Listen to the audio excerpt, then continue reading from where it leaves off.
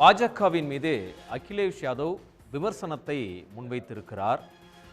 பாஜக என்பது ஒரு கட்சி அல்ல, மோசடி கும்பல் என அகிலேஷ் யாதவ் காட்டமான விமர்சனத்தை முன்வைத்திருக்கிறார். பாஜக என்பது ஒரு கட்சி அல்ல, அது ஒரு மோசடி கும்பல்.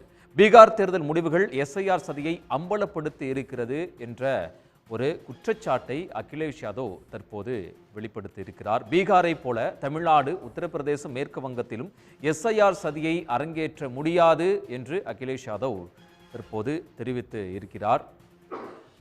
சிசிடிவி கேமராக்கள் போல் விழிப்புடன் செயல்பட்டு பாஜகவின் சதியை நிச்சயம் முறியடிப்போம் என்றும் அகிலேஷ் யாதவ் தெரிவித்திருக்கிறார்.